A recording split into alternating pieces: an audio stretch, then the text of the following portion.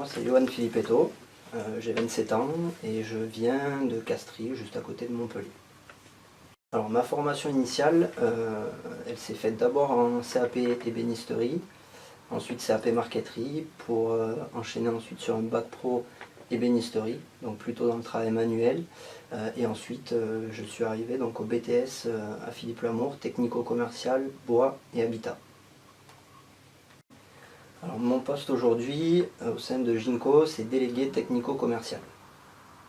Ça consiste principalement en un rôle de commercial où on a besoin de connaissances techniques pour pouvoir proposer à des clients des solutions de maison ossature bois, clé en main, en abordant un petit peu tous les sujets et tous les points qui peuvent être liés à la construction d'une maison.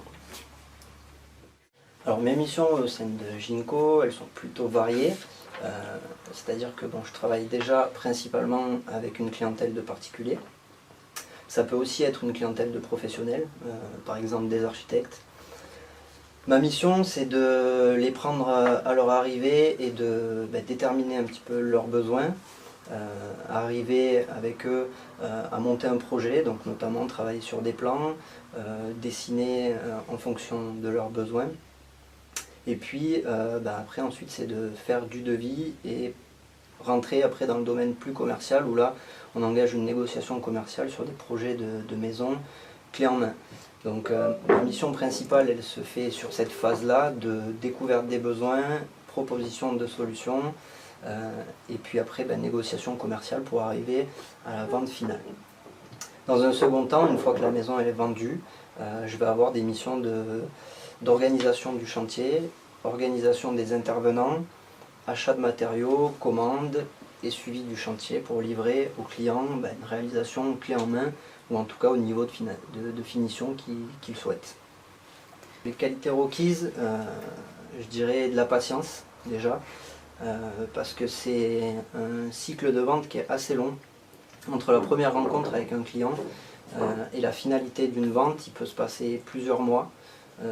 Donc déjà il faut être assez patient, il faut être assez tenace pour ne pas laisser filer, s'impatienter ou se démotiver pendant tout le cycle de vente.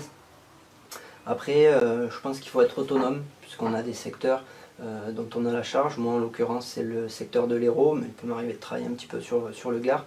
Donc il y a une autonomie à avoir, de l'organisation, parce qu'il y a beaucoup de prospects, il y a beaucoup de travail de plan pour arriver à un certain nombre de ventes, il faut brasser beaucoup de prospects. Donc il y a de l'organisation à avoir aussi, et puis la ténacité, je pense que c'est important.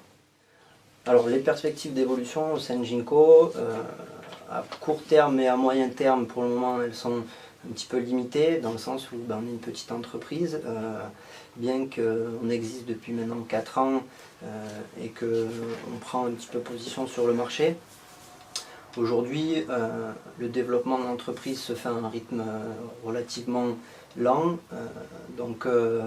Lent parce que déjà, il faut mettre des choses en place et c'est assez difficile. Il ne faut pas sauter d'étape. Donc pour le moment, les perspectives d'évolution à moyen terme, elles sont limitées.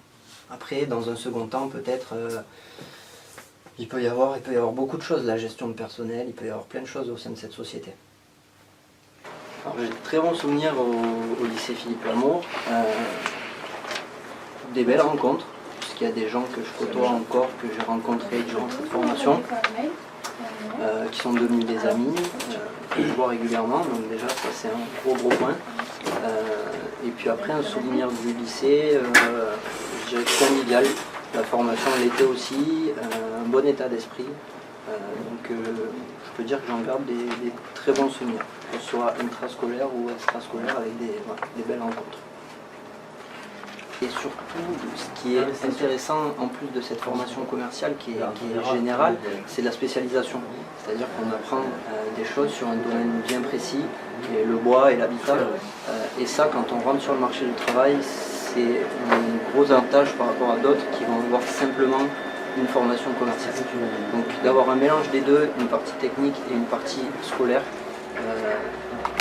c'est intéressant et c'est pour ça que je le conseillerais. Donc si vous aviez à le refaire, vous referiez tout pareil?